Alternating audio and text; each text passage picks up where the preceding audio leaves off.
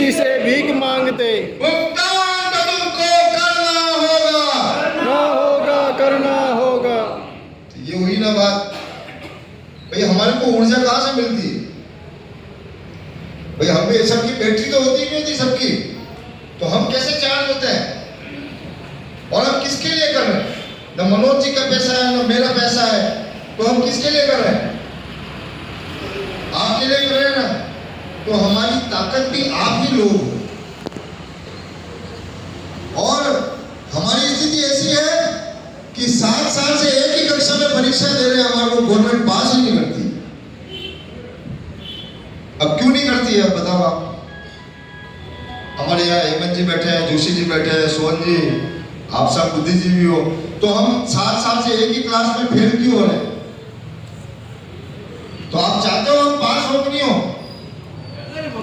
पहली बात तो हम पास कब होंगे?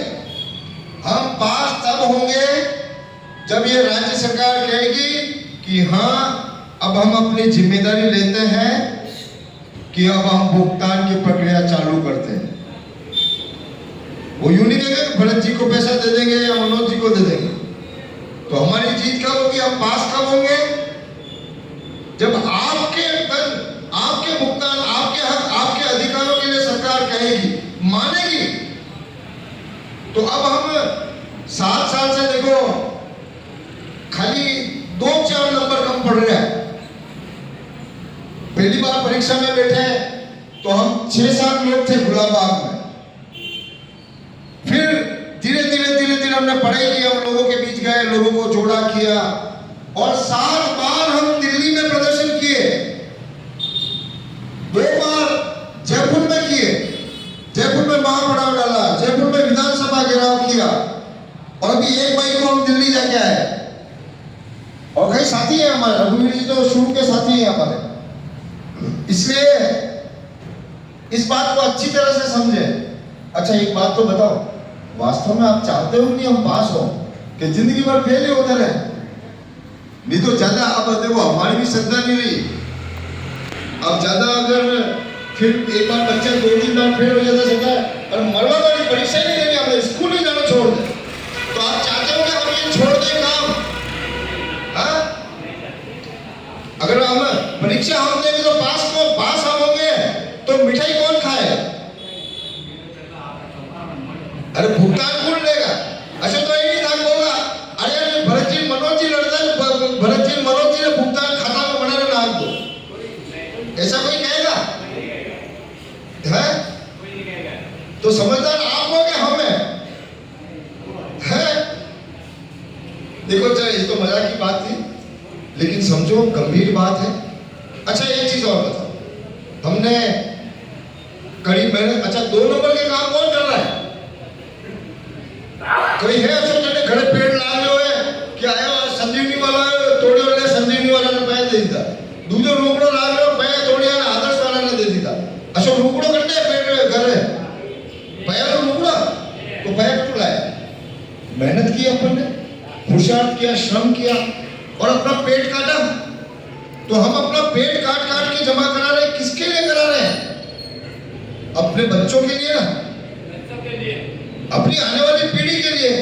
तो अब मुझे एक बात बताओ कि हम कौन माँ बाप होते हैं जो बच्चों को वसीयत में जहर देके जाते हैं कि बेटा मैं तो जा रहा हूं, तो ये जहर की शीशी रखी तेरे, तो मेरी वसीयत में ये जहर है, तो जहर खाना रख। ऐसा कोई करता है?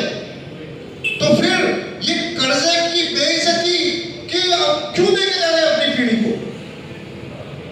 बेइज्जती हो ही नहीं ना। आज हमने कोई अपराध किया है क्या? हमने कोई गुनाह किया? फिर हम ये सजा क्यों भुगत रहे हैं? जब हमने कोई अपराध नहीं किया, हमने कोई गुनाह नहीं किया, कोई गलत काम नहीं किया, तो आज क्यों समाज में हम बेइज्जती भोग रहे हैं? आप बताओ किसकी गलती है? कौन है जिम्मेदार? राजतंत्र में राजा दोषी, लोकतंत्र में कौन? बताओ। राजा जी होता तो राजा ने दोष देता, आज किसको दोष दोगे? जिम्मेदारी किसकी है भुगतान की? सरकार की। सरकार का बाप कौन है? ये सरकार कौन बनाता है? किसने बनाया? तो सही सरकार बनेगी क्या? बताओ आप कि सरकार सही बनाई या गलत बनाई? किसने बनाई? है? तो पकड़ो कान भाई, मानो गलती। और आज देखिए, राष्ट्रगान तो सबको आता है ना, हम क्या कहते हैं? जनगण मन अधिनायक जय हे भारत भाग्य विधाता। तो ये भारत का भाग्य विधाता कौन है? वो कौन है जो सरकार को बनाता है, सरकार को बदलता है या सरकार को वापस लाता है? कौन है? हम हैं। तो हम, आपको याद होगा कि जब राम भगवान बहुत दुखी हो गए, सीता मैया को रावण ले गया, तो कौन जाके मैया का पता लगा के आया? सीता माता का पता किसने लगाया? लंका कौन गया? हनुमान जी गए। पर हनुमान जी की क्या है कि याददाश्त हो गई थी, बचपन में श्राप दे दिया था हनुमान जी को। बहुत मस्ती करते थे, बहुत बलवान थे, इतने बलवान थे कि सूर्य को मुंह में रख लिया। तो इसलिए हनुमान जी को भी श्राप दे दिया था ऋषि ने कि तू तेरी सारी शक्तियां भूल जाएगा। उसी तरह से इन नेताओं ने जो सत्ता चाहते हैं, जो पद चाहते हैं, इन्होंने अभी आप जनता को श्राप दे दिया कि तुम्हारी शक्ति भूल जाओ, बस मैं हूं, मैं नेता हूं, मेरे को वोट दे दो, मेरे को नेता बना दो, मैं तुम्हारा दुख हर लूंगा। तो इसलिए हम आए। जामवंत ने जगाया था हनुमान जी को, कहा था ये हनुमान अपनी शक्तियों को याद कर। और फिर हनुमान जी को अपनी शक्तियां याद दिलाई और फिर हनुमान जी ने रौद्र रूप धरा और सीता माता को ढूंढने के लिए लंका पहुंचे। उसी तरह से हम आज आपको आपकी शक्ति याद दिलाने आए हैं, क्योंकि जब तक आप नहीं जागोगे तब तक भुगतान किए क्या सरकार जागेगी नहीं। और केवल 2 कदम दूर है हम। सरकार को इतना झुकाया कि पूछो मत। सरकार को ये पूछना पड़ा। मनोज जी गवाए, मनोज जी और हमारे को फोन आया वहां से, जिस दिन हम रघुवीर जी और हम पिछली बार फरवरी के महीने में विधानसभा घेराव करने गए, तो वो सारी कथा तो बताई उन्होंने कि सुबह पुलिस वालों ने जेल में बंद कर दिया, तो भी हमने सारे साथियों को निकाला और अब माने नहीं। जब तक हमारे को मुख्यमंत्री कार्यालय में बुलाया नहीं, बात नहीं की, तब तक हम नहीं माने। तो उन्होंने बुलाया और हमारी बात सुनी, समझी। फिर उसके बाद वापिस उनका फोन आया जयपुर से। उन्होंने कहा आप जयपुर आइए और आप इस समस्या का समाधान कैसे होगा आप हमें बताइए। लेकिन ये सरकार क्या है कि ढांडी है, ये ढांडा ने घेरा नहीं घेरा। तो वही तरह उसी तरह से जब तक सरकार के पीछे नहीं पड़ेंगे, क्योंकि 1000 काम है सरकार के, तो लगातार जब तक पीछे नहीं पड़ेंगे तब तक सरकार भी नहीं चलेगी। तो मैं और मनोज जी गए वहां पर, और भी साथी थे राजस्थान, और हमने सरकार को पूरा रास्ता बताया कि आप बर्ड एक्ट 2019 कानून बना है, इसके तहत भुगतान की प्रक्रिया चालू करो। और फिर हमने दूसरे राज्यों में कैसे बर्ड एक्ट लागू हो रहा है तो उनको सारे कागज ले जाके दिए। लेकिन फिर वो कुंभकर्ण की नींद सो गई सरकार। हमें भी खुशी हुई कि यार सरकार कुछ करेगी, लेकिन आज 2-2.5 महीने हो गए, सरकार सोई गई। इसलिए हमको ये वापस निर्णय लेना पड़ा। और इस बार तो हमने पूरे देश का अधिवेशन उदयपुर में बुलाया है, इसलिए क्योंकि हमको पता है कि हमारा भाई रघुवीर कितनी मेहनत कर ले, हम कितनी मेहनत कर ले, तो भी ढाक के 3-5 दिन रहेंगे। आज ये तीसरी बार झाड़ू लाया हूं और सब लोग आ ही नहीं रहे, तो अभी इन सरकार को पे दबाव कैसे डालें? इसलिए हमने पूरे देश में, हम केवल झाड़ू नहीं जाते, हम खेलवाड़ा ही नहीं जाते, हम मनोज जी बैठे हैं, मनोज जी ने पूरे 40-45 दिन तक यात्राएं की है, अलग-अलग जिलों में गए, वहां के लोगों को समझाया, वहां के लोगों को जगाया, वहां के प्रशासन को जाके दबाया, उनको बताया। तो आज उसी मेहनत के दम पे आज हम सब लोगों को हमारे घर उदयपुर बुला रहे हैं। इसलिए क्योंकि जब देश भर से लोग आएंगे, राज्य भर के लोग आएंगे, तो शायद हमारी ताकत और ज्यादा बढ़ेगी, क्योंकि ढाढ़ों लोग तो आ ही नहीं रहे। अब आप भी देखो कितनी बार फोन आता है, तो हम क्या गंभीरता से लेते हैं क्या इनकी बात? इसलिए मेरा आपसे हाथ जोड़ के आग्रह है कि ये काम न हमारा है न रघुवीर जी अकेले का है, ये काम हम सबका है।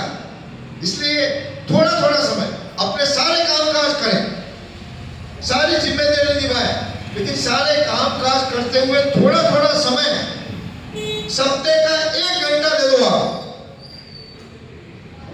और इस आंदोलन को दो।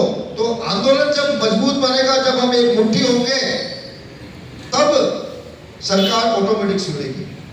और ईश्वर की कृपा से हमारे रघुवीर भाई जैसे, हमारे हेमंत जी भी और जोशी जी जैसे कई सारे साथी हैं जो हमारा मनोबल बढ़ाते हैं।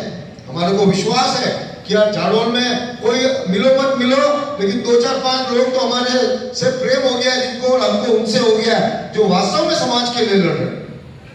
तो इसलिए आपसे आग्रह है मेरा कि थोड़ा सा, अब हम दिल्ली तो हमने नाप ली है, और इतनी बार नाप ली है कि अब हनुमान जी जैसे उड़ के भी हम दिल्ली जा सकते हैं। कहने का मतलब हमारा प्रभाव है वहां पे, वहां लोग जानने लगे, दिल्ली के सिक्योरिटी वाले जानने लगे, दिल्ली का जो सबसे बड़ा पुलिस अधिकारी है उसको भी दूर करने के आया, मेवाड़ के लाल। वो कहते हैं, मेवाड़ की कथा है कि नानी जिद जो हर करे, नानी जिद जो हर करे, नरसण देवंडी होड़, मरण अठे मस्करी मेवाड़ा चित्तौड़। वो पुलिस अधिकारी आया था दिल्ली में, हम संसद में घुसने गए थे, मजाले किसी की संसद में घुसे, उनको अधिकार है गोली मार दो, कोई संसद में नहीं घुसना चाहिए। वो पुलिस अधिकारी से सामना हो रहा था, तो मैंने उसको यही कहा, मैंने कहा साहब कि या तो घर पे आत्महत्या कर ले, या हम आपकी गोली से मर जाए, मार देना हमारे को गोली। तो वो भी डर गया, वो कह यार आदमी तो गोली से नहीं डर रहा, तो घुस जाएगा संसद में अभी क्या। तो इसलिए कहने का मतलब है कि इस मेवाड़ की धरती, मेवाड़ की माटी सच्ची माटी है, महाराणा प्रताप की माटी है, हल्दी घाटी की माटी है। तो इसका चमत्कार दिल्ली वालों को तो दिखा दिया, पर जाडौल वालों को नहीं दिखा पा रहे। जाडौल वाला बड़े घड़ा दिल्ली वालों को मोटा कई करा, अपने घरना मना के बाजार में लड़ना, घर में नहीं लड़ सका, सही बात है। इसलिए भाई साहब, लड़ने की नौबत मत आने दो। क्या आप अपनी जिम्मेदारी समझो, अपनी कमजोरियों को दूर करो, और थोड़ा थोड़ा समय, अब दिल्ली हमने नाप ली है, और अब आपको घर घर नापना है, लोगों को जगाना है। अरे जागो और सही सरकार चुनो यार। आए दिन अभी भी कंपनियां चल रही, पहले लूट के गए, वो लूटे पकड़ाए नहीं, और आज रोज लूट रहे। और आप में से कितने लोग हैं जो अभी किसी न किसी कंपनी में काम कर रहे हैं? हाथ खड़ा करो। कोई कर रहा है कंपनी में काम? सब कर रहे हैं, हमारा बेटा बोल नहीं रहा। कोई बात नहीं, वो विषय नहीं है। हम ये चाहते हैं कि व्यवस्थाएं सुधर जाए, व्यवस्थाएं सुधरेगी तो काम धंधे रोजगार चलने चाहिए। हम इन कंपनियों के विरोधी नहीं, हम उन कारणों के विरोधी, उन ठगों और बेईमानों के विरोधी है जिन्होंने ये समझ रखा है कि सरकार से लाइसेंस लो, लोगों को लूटो, भाग जाओ, फिर नई कंपनी बनाओ, फिर लूटो, फिर भाग जाओ। तो ये लूटने का सिलसिला इस देश में 40 साल से चल रहा है, और वास्तव में तो 250 साल से चल रहा है। जिस दिन पहली कंपनी आई थी, ईस्ट इंडिया कंपनी, वो क्या कर रही थी? वो भी व्यापारी बन के आई थी कि बिजनेस करेंगे, बिजनेस करेंगे, बिजनेस करेंगे। और क्या किया? राजा महाराजाओं के साथ बिजनेस किया। तो जाते जब वो गई तो सारे राजा महाराजा सड़क पे, समझो आप। इसलिए हम पहले लुटे पिटे लोग नहीं है, राजा महाराजाओं को भी ठग गए, और आज और नए ठग पैदा हो गए। इसलिए इस बात को समझे कि हम सबको मिलकर व्यवस्था सुधारनी है। भुगतान तो आ जाएगा, लेकिन भुगतान से भी एक बड़ी चीज है, वो है हमारे, जिसके लिए हमने ये सारा पैसा इकट्ठा किया, जिसके लिए बचत की, जिसके लिए हम मेहनत कर रहे हैं, पैसा कमा रहे हैं, बचा रहे हैं, वो है हमारी आने वाली संतानें, हमारी नई पीढ़ी। तो वो ज्यादा जरूरी है कि नहीं? तो इसलिए हम अपने आने वाली पीढ़ी को भी सही व्यवस्था, सही ठग बेईमान उपदेश देना चाहते हैं कि नहीं चाहते? बोलो आप, सबने नींद आई है? देना चाहते हैं या नहीं चाहते? बोलो जोर से, बोलो हम देना चाहते हैं। और वो इसीलिए हम लोग आए। अब एक राज की बात बताता हूँ कि मनोज जी और हमारा क्या स्वार्थ है। आपका तो छोटा सा स्वार्थ है, क्या इतना सा स्वार्थ है, कई हमारा भया ही जाए। कड़े हजार वेगा, कड़े लाख वेगा, कड़े करोड़ भी वेगा, लेकिन आप सबसे बड़ा स्वार्थ हमारा स्वार्थ है।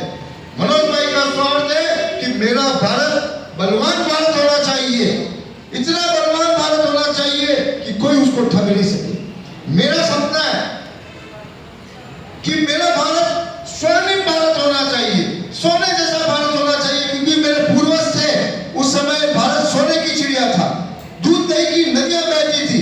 नदियां बहती थी इसका मतलब ये नहीं है कि ये नदी में दूध बह दो, उसका अर्थ ये है कि कभी भी इस देश में दूध दही घी का पैसा नहीं लगता था।